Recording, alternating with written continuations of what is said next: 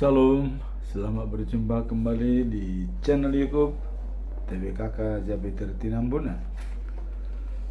Firman Tuhan pada hari ini, hari yang ke-341, tanggal 6 Desember tahun 2024. Diambil dari kitab Mazmur pasal 65 ayat yang kelima. Perikop adalah pujian dan syukur. Sebagai nats pada hari ini yaitu berbahagialah orang yang engkau pilih dan engkau suruh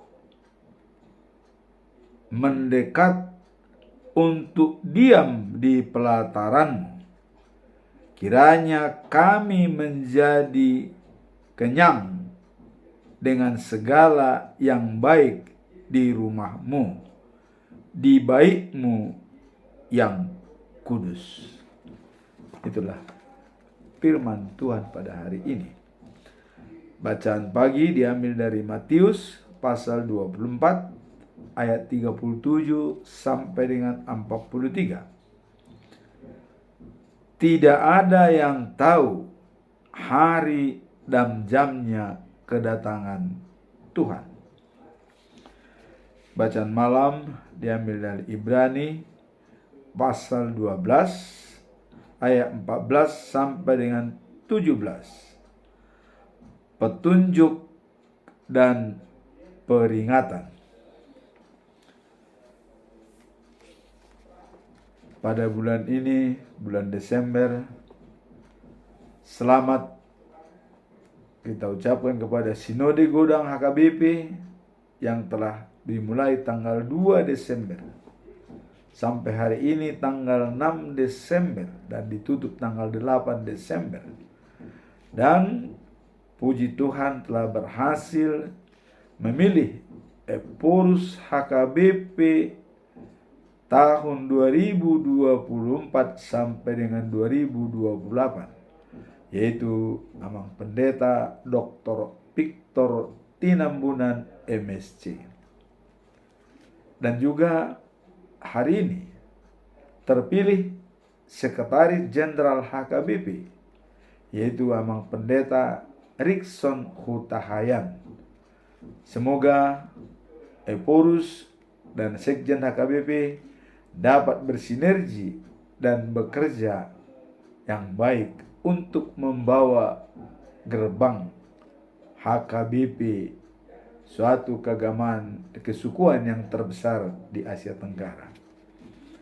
Dan semoga seperti ayat hari ini, berbahagialah orang yang engkau pilih dan engkau suruh mendekat untuk diam di pelataranmu. Kiranya kami menjadi kenyang dengan segala yang baik di rumahmu, di baitmu yang kudus. Ini ayat hari ini sangat relevan dengan dipilihnya dua pimpinan HKBP, yaitu Eporus dan Sekretaris Jenderal. Dan pada malam ini juga diadakan pemilihan Kepala Departemen Koinonia dan juga Diakonia dan juga Marturia, sehingga akan lengkap pada hari esok 5 pucuk pimpinan HKBP, Eporus, Sekjen, dan 3 departemen. Kita masuk pada ayat bulan ini, yaitu pedoman kita dalam bulan ini diambil dari 1 Yohanes pasal 1 ayat 9 dengan topik adalah kenakanlah perlengkapan senjata terang.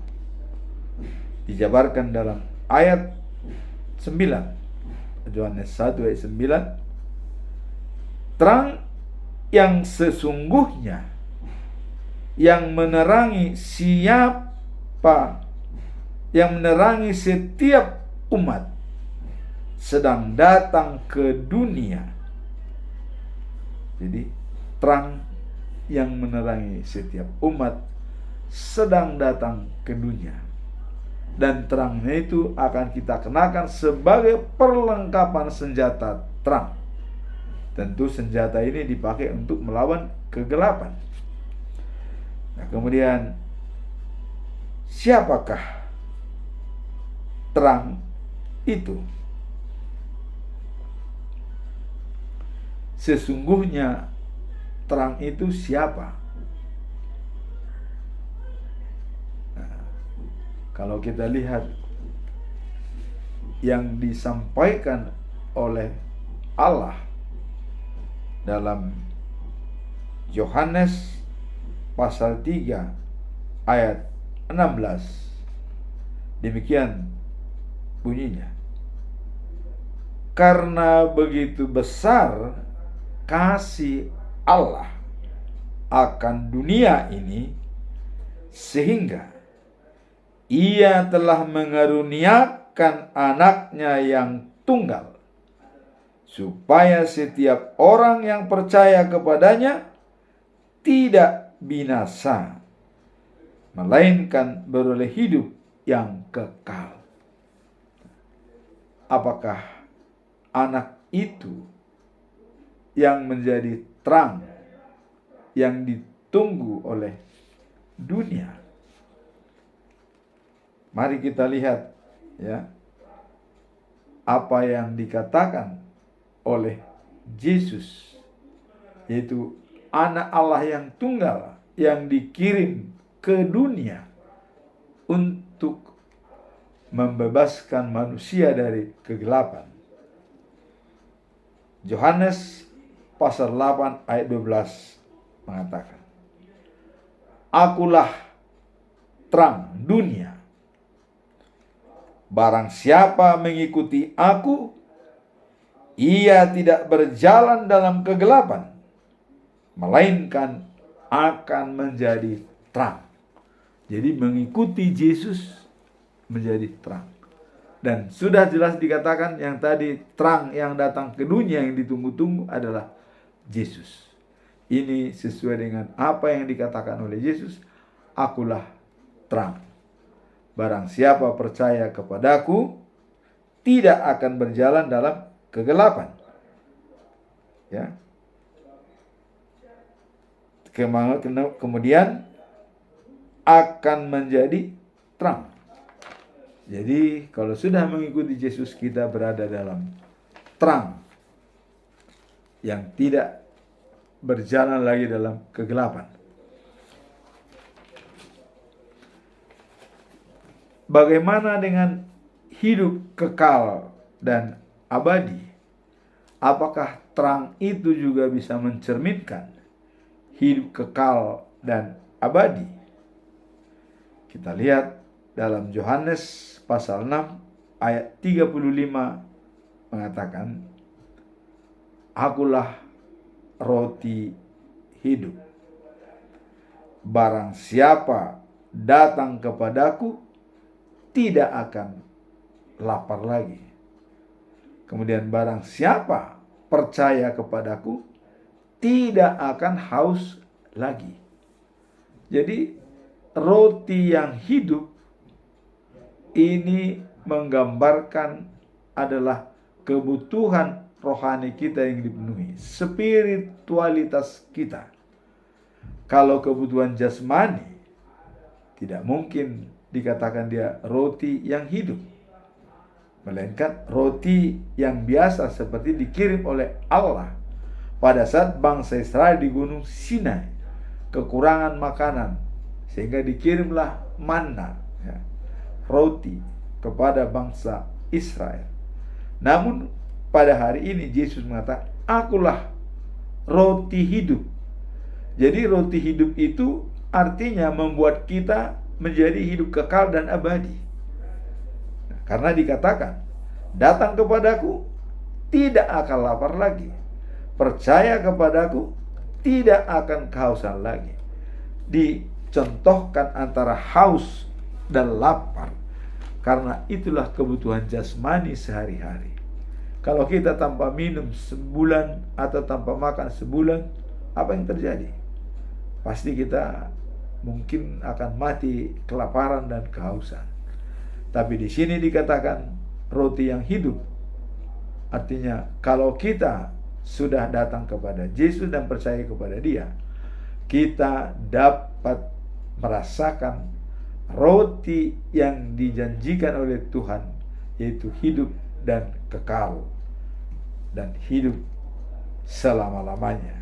Itulah yang dikatakan bahwa Yesus merupakan hidup yang kekal dan sejati. Nah, sekarang kita melihat bagaimana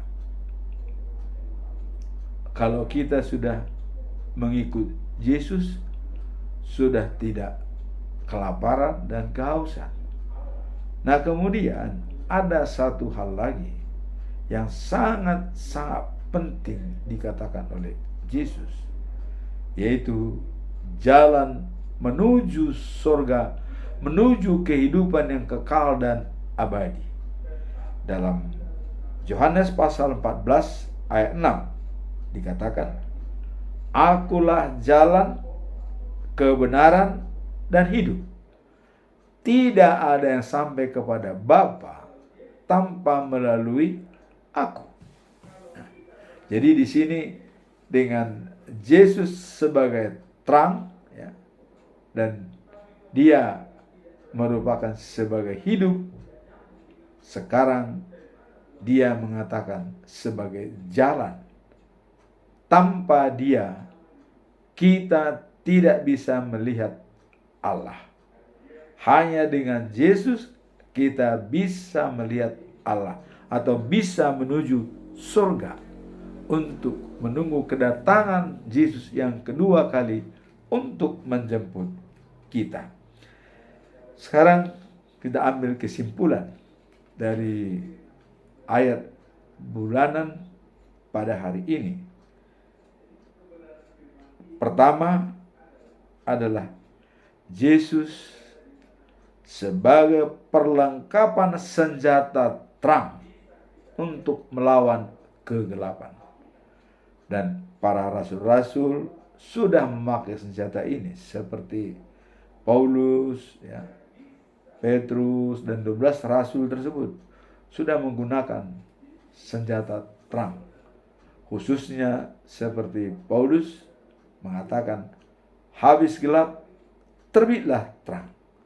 Pada waktu dulu, dia menganiaya orang-orang Kristen. Bahkan hendak mau membunuh waktu jalan dari Damasik. Ya. Mau membunuh murid-murid Tuhan Yesus dan juga pengikut-pengikut Yesus. Tapi dia ditangkap di tengah jalan. Akhirnya dia menjadi terang. Maka Paulus mengatakan, habis gelap, terbitlah terang. Itulah yang pertama. Kemudian yang kedua, Yesus sebagai kebenaran firman yang menjadi nyata dalam dunia. Jadi kalau kita lihat dalam kebenaran firman, kita lihat dalam Yohanes pasal 1 ayat 1 dikatakan, ya, pada mulanya adalah firman. Ya. Nah, kemudian firman itu adalah Allah.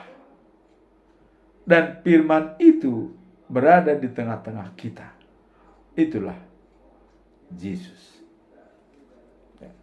Nah, jadi jelas di sini Yesus adalah sebagai kebenaran firman. Jadi ketiga adalah tadi Yesus sebagai kebenaran firman Tuhan, tadi yang kedua Yesus sebagai jalan menuju surga. Kemudian yang keempat, Yesus sebagai hidup yang kekal dan abadi. Itu tadi dikatakan, akulah roti hidup. Siapa datang kepadaku tidak pernah kelaparan. Siapa percaya kepadaku tidak pernah kehausan. Jadi keempat inilah merupakan gambaran keberadaan Yesus datang ke dunia sebagai terang melawan kegelapan, dan sebagai jalan menuju surga, dan sebagai kebenaran firman Allah, dan sebagai hidup menjamin kekal dan abadi. Sekarang kita masuk dalam perikop hari ini, Mazmur 65 ayat yang kelima. Pujian dan syukur. Apa makna dan pesan moral dari ayat tersebut? Mazmur 65 ayat 5. Engkau yang mendengar doa, kepadamulah semua manusia datang. Ayat ini menegaskan bahwa Tuhan adalah pendengar setia bagi doa-doa umatnya. Sebagai seorang freelance, ya, seperti kita berumur 70 tahun ke atas, ya, sangat penting untuk menyadari bahwa setiap usaha dan tantangan yang dihadapi dapat disampaikan kepada Tuhan di dalam doa. Jadi setiap apa yang kita hadapi, masalah, persoalan, sesulit apapun, itu bisa kita sampaikan kepada Tuhan dengan doa. Artinya kita serahkan, Tuhan ikut campur dalam pergumulan kita. Dia dapat merasa tenang dan yakin. Kita dapat merasa tenang dan yakin bahwa Dia selalu mendengar dan memberikan jawaban yang terbaik bagi kita. Jadi artinya Tuhan itu adalah pendengar setia. Dia sangat peduli dengan kita. Apa yang kita sampaikan pasti mendengarnya. Hal ini menunjukkan bahwa Tuhan adalah pendengar setia bagi setiap doa yang disampaikan. Itulah merupakan pentingnya kita berhubungan baik dengan Tuhan, sehingga apa-apa masalah kita sampaikan dalam doa. Dalam konteks ini, sebagai seorang freelancer yang telah berusia 70 tahun ke atas, jadi teman-teman yang sudah berumur 70 tahun ke atas, ya, apa makna perikop ini pada kita? Hal ini menunjukkan kita akan pentingnya bersyukur atas setiap kesempatan dan karunia yang kita terima. Jadi kita sudah berumur 70 tahun, banyak kesempatan yang kita jalani dan karunia dari Tuhan. Kita mengucap syukur atas semua karunia itu yang diberikan oleh Tuhan Allah. Ketika kita berada dalam situasi yang penuh tantangan dan kesulitan hidup, doa dan pujian kepada Tuhan dapat memberikan kekuatan dan ketenangan jiwa. Jadi kalau kita dalam keadaan lesu, lelah, atau pusing, kita bisa sampaikan dengan doa, pujian, atau bernyanyi, ya. Itu bisa melegakan kita. Artinya bisa mengembalikan, ya, endorfin yang sudah sempat misalnya terpecah belah secara psikologi, tapi dengan doa dan pujian dia bisa menyatu kembali dan bersinergi. Melalui pengakuan dan syukur kita, diingatkan bahwa Tuhan selalu hadir dalam setiap langkah hidup kita. Jadi Tuhan selalu hadir dalam langkah setiap apa yang kita minta, baik menghadapi persoalan dan juga rintangan-rintangan yang hadapi. Selalu kita sampaikan dengan doa dan permohonan kepada Tuhan.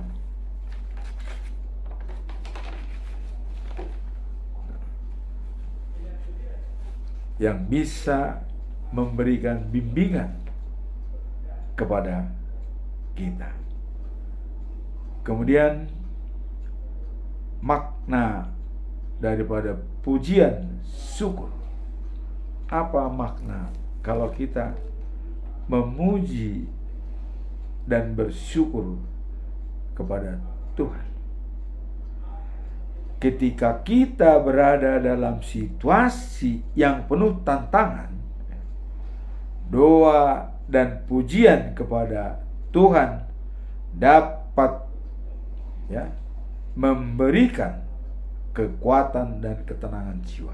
Jadi kembali lagi, maknanya adalah untuk ketenangan dan kekuatan jiwa.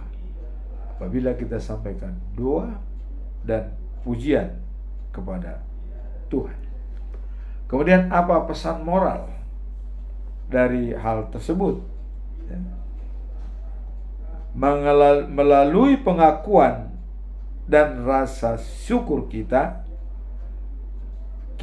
diingatkan bahwa Tuhan selalu hadir dalam setiap langkah kehidupan kita, untuk memberi papur dan bimbingan. Artinya kita dapat diberikan dorongan dan bimbingan karena kesetiaan Tuhan atas doa-doa yang kita sampaikan, bahwa Tuhan pasti mendengarnya.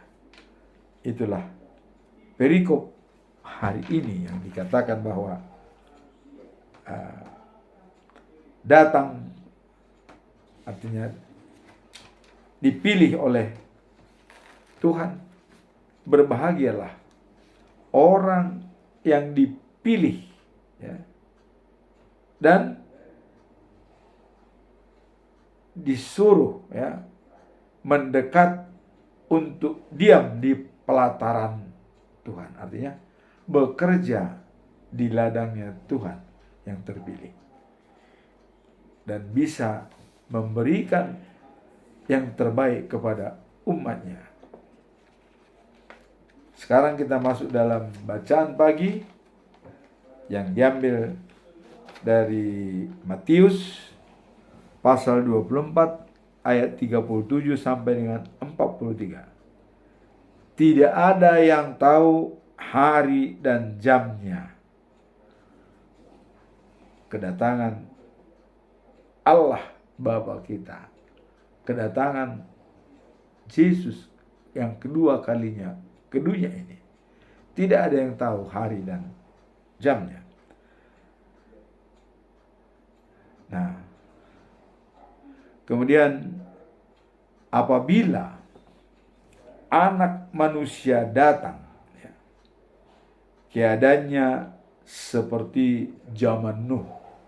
Ini kalau Anak Manusia datang, keadaan seperti zaman Nuh. Apa itu zaman Nuh? Pada waktu zaman Nuh, banjir melanda dunia ini, dan itu pun tidak diberitahukan oleh Tuhan, tetapi itu disampaikan kepada Nabi Nuh. Nah, sehingga karena begitu sudah enak-enaknya manusia sesukanya kawin dengan perempuan-perempuan cantik tanpa ada lagi aturan, tidak menghiraukan hukum Tuhan, Allah sangat murka. Maka dikatakan tadi sini, kedatangan anak manusia kedua kali itu sama seperti zamannya Nuh. Zamannya Nuh yaitu banjir, air bah datang. Sebelum air bah datang, ya, manusia itu enak makan, ya, enak kawin, semua enak, ya, tidak ada yang dipikirkan. Tapi begitu air bah datang dan Nuh masuk dalam perahu, baru semua sadar dan tidak bisa lagi ditolong. Sudah kepalang mereka tidak punya apa-apa. Hanya Nuh yang selamat naik di kapal bahtera yang bisa menghadapi banjir yang datang melanda dunia atau air bah. Jadi kedatangan anak manusia itu pun katanya seperti itu, tanpa diketahui orang jam dan waktunya. Nah, kemudian pada waktu itu katanya, ya, kalau sudah kedatangan daripada anak manusia, ada dua orang yang sama-sama di ladang, sama-sama bekerja, itu begitu kedatangan Tuhan, satu terangkat, satu tinggal di dunia. Itulah. Nah, kemudian ada lagi dua orang seperti wanita, ya, sama-sama setempat kediaman mereka. Begitu kedatangan Tuhan itu, satu terangkat, satu lagi tinggal. Nah, jadi itulah dikatakan kedatangan Tuhan itu satu pun tidak tahu. Sehingga bagaimana cara menghadapi masalah ini? Nah, dikatakan, jadi waspadalah, sebab kalian tidak tahu kapan Tuhan akan datang. Kalau seandainya seperti yang punya rumah tahu datangnya pencuri, dia bisa berjaga-jaga dalam rumah sehingga tidak bisa masuk. Tapi kalau dia tidak tahu kapan datangnya pencuri, ya, pencuri bebas masuk semaunya. Nah, seperti ini jugalah kita, ya. Makanya dikatakan berjaga-jaga. Kita harus selalu waspada dan juga menjaga kekudusan kita kapan datangnya Tuhan. Maka ibadah sejati adalah menjaga kekudusan kita dari segala dosa. Itulah ibadah sejati. Jadi dengan adanya kedatangan Tuhan itu secara tiba-tiba, kita harus sudah punya ibadah sejati, menjaga kekudusan kita. Itulah makanya orang bijak tahu datangnya bahaya. Orang bodoh tutup mata dan mati. Kalau orang bijak, saya katakan, tidak bisa menjamin kalau besok dia masih hidup. Siapa tahu hari Tuhan itu malam ini.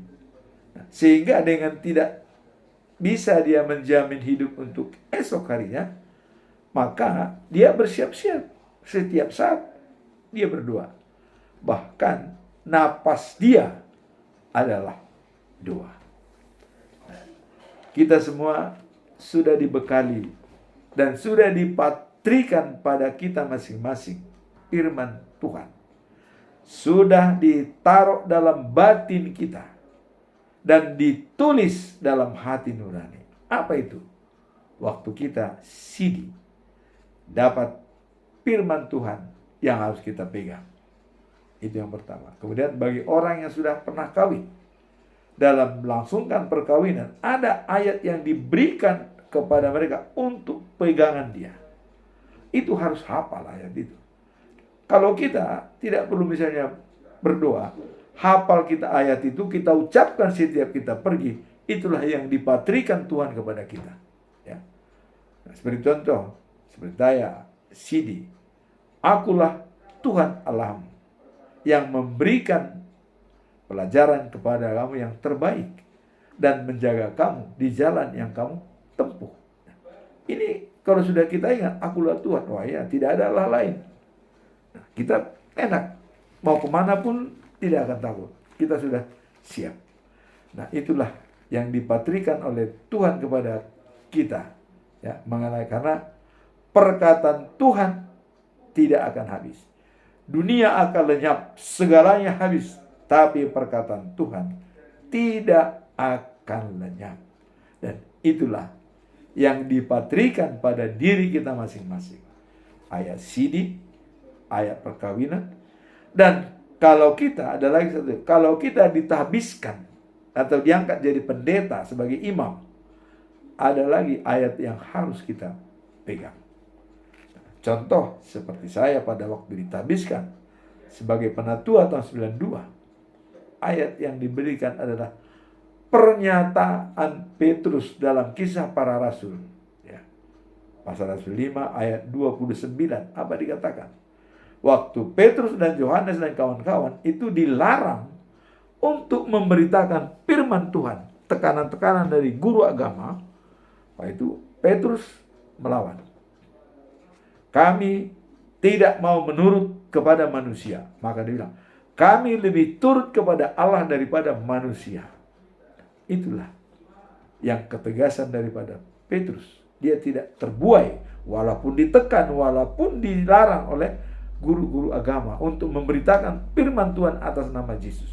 Tapi dia mengatakan, dalam bahasa Batak dikatakan, ikon olowando iba di debata asa di jorma. Jadi apapun pengaruh manusia kita tidak peduli. Kalau kita lebih yakin dan pada Tuhan. Tapi dalam hidup ini, bagi orang yang menyatakan benar, itu menjadi batu sandungan bagi orang. Gabe sisogo, manangis ya maka tindak konatikos, itu sisogo.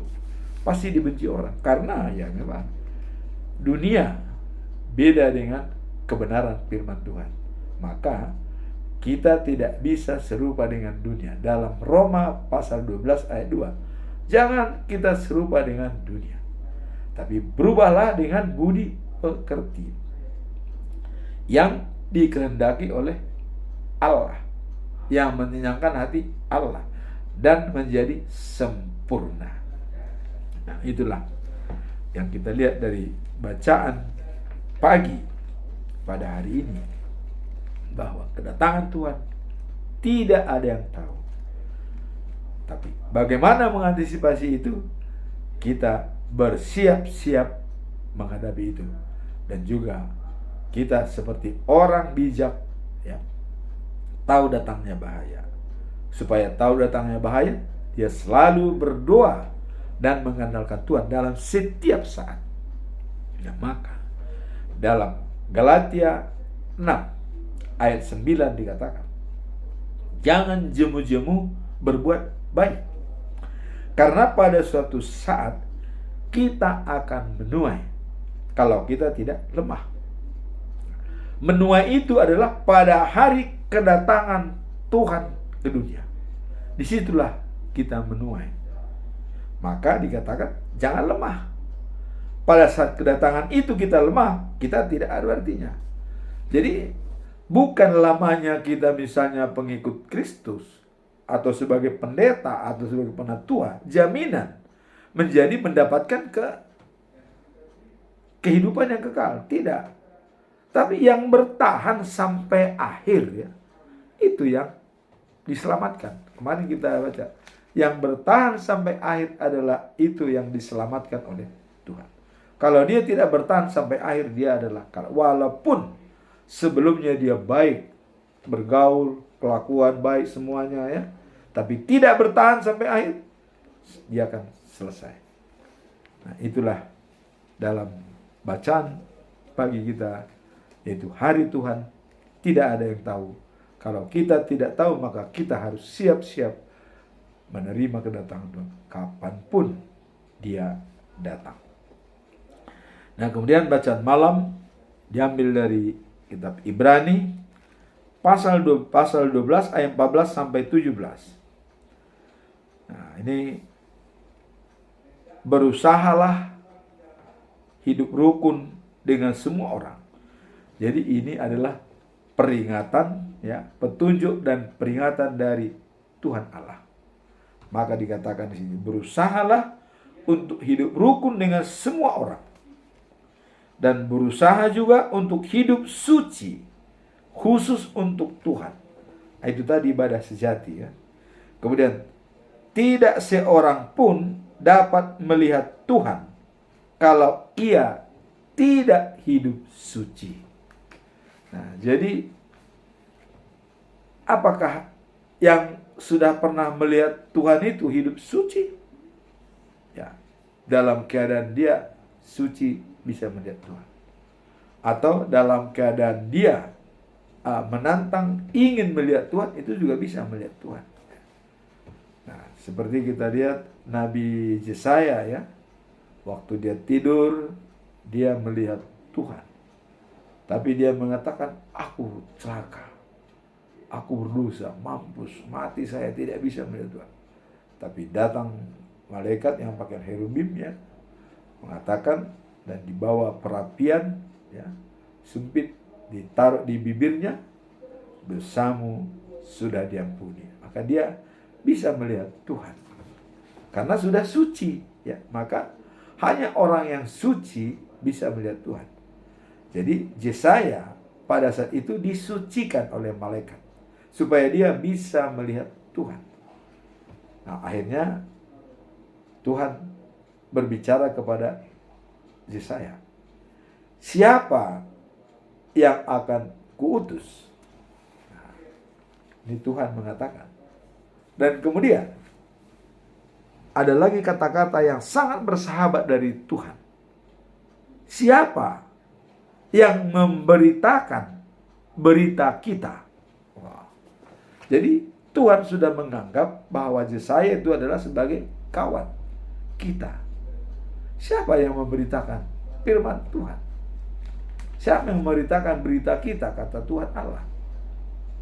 Datang Yesaya, inilah aku Tuhan, utuslah aku. Artinya siap dia untuk memberitakan firman Tuhan. Nah, kemudian di sini juga janganlah, ya, sampai ada seorang pun yang keluar dari lingkaran kebaikan hati Allah, supaya jangan ada yang menjadi seperti tumbuhan beracun di tengah-tengah kalian, sehingga menimbulkan, ya, kesukaran dan merusak banyak orang dengan racunnya. Jadi Tuhan Allah mengatakan, ya, tetap menjaga seseorang, ya, jangan keluar dari lingkungan Allah. Artinya tetap pengikut Tuhan. Sebab kalau dia keluar, dia nanti bisa sebagai racun. Kalau dia sebagai racun masuk dalam lingkaran itu, dia bisa mempengaruhi yang lain lagi, sehingga membuat kesusahan, ya. Jadi jangan sampai ada keluar dari lingkaran dalam hal lingkungan Allah, dalam hal penglihatan Allah. Selalu ada dalam lingkungan dan wewenang kekuasaan daripada Tuhan Allah. Itu yang dikatakan, supaya kita tidak menjadi racun, ya. Kalau kita menjadi racun, itu bisa merusak yang ada, ya. Karena kita bisa masuk misalnya ke dalam, kalau sudah jadi racun itu bisa merusak yang lain, meracuni banyak orang, ya. Nah, kemudian yang ke-16 dikata, jagalah supaya jangan, ya, ada yang hidup cabul atau tidak menghargai hal-hal, ya, rohani seperti yang dilakukan oleh Esau. Wah, jadi apa yang dilakukan oleh Esau? Ya, hanya karena sepele dia merusak kesejahteraan dan kehidupan dia. hanya karena semangkok nasi, makanan, bisa dijual hak sulungnya, pindah. Itu yang dikatakan Tuhan. Jagalah, ya. Jangan sampai ada seorang pun, ya, yang hidup cabul atau tidak menghargai hal-hal, ya, rohani. Jadi menjaga kerohanian yang baik. Jangan karena sedikit dia bisa merusak masa depan dia. Ini katanya Esau. Esau itu merusak masa depannya hanya karena makanan, ya. Hanya karena makanan yang diminta kepada Yakub, dan dia menjual hak sulungnya, ya, hanya untuk setengah mangkok makanan. Coba, dengan makanan setengah mangkok, hak sulung dijual, dia merusak masa depannya. Jadi jangan sampai ayat ini mengingatkan kita, jangan sampai hal-hal kecil merusak masa depan atau jangka panjang. Jadi jangan kebutuhan jangka pendek itu merusak jangka panjang. Makan secangkir jangka pendek, tapi berkat yang diterima dari ayah untuk jangka panjang. Nah, sehingga dia tidak bisa lagi menerima berkat dari ayahnya, karena berkat itu sudah beralih kepada anak sulung yang namanya Yakub. Dia minta lagi, tidak ada lagi berkat yang kuberikan, sudah kuberikan kepada Yakub. Inilah dikatakan Tuhan, jagalah dirimu, kerohanianmu, jangan berbuat cabul, ya, atau menyepelekan jangka panjang untuk keperluan jangka pendek. Itulah firman Tuhan pada hari ini. Semoga firman ini bisa meningkatkan kita, menguatkan kita dalam iman. Seperti di awal tadi, Allah memilih kita untuk berada di altarnya sebagai bisa mengenyangkan orang dalam hal-hal yang baik. Pilihan Tuhan. Nah, kemudian dalam perikop yang kedua tadi, kita tidak tahu hari Tuhan itu kapan, tapi pasti datang seperti pencuri malam. Maka diminta tadi supaya siap setiap saat apapun terjadi. Untuk membuat kita siap, minimum ayat yang telah dipatrikan pada kita selalu kita pegang dan kita hafalkan setiap hari. Waktu kita sidi, waktu kita diberkati dalam pernikahan, waktu kita menerima tahbisan hamba, menjadi penatua, menjadi pendeta. Itu harus kita pegang erat-erat. Karena dalam Yeremia, waktu Tuhan mengatakan, akan kubikin perjanjian baru dengan umatku, katanya. Dalam Yeremia 31 ayat 33 dikatakan bahwa hukum-hukumku akan kutaruh dalam batin mereka, kemudian kutulis di dalam hatinya, supaya aku menjadi Allah mereka dan mereka menjadi umatku. Jadi begitu itu dipatrikan kepada kita, kita sudah menjadi umat Allah, resmi menjadi umatnya, dan Allah resmi menjadi Allah kita. Itulah dikatakan siap sedia kita dengan firman yang sudah dipatrikan kepada kita, sehingga apapun terjadi kita tetap siap menghadapi. Bahkan kalaupun kedatangan Tuhan Allah seperti pencuri malam, kita sudah siap menunggunya. Demikianlah firman Tuhan pada hari ini. Semoga kita menjadi diberkati dengan 3 perikop ini, bacaan hari ini, bacaan pagi, dan juga bacaan malam. Semoga firman ini menguatkan kita dalam menghadapi kedatangan Tuhan yang kedua untuk menuju life after life, the news of Jerusalem. Amin. Tuhan memberkati.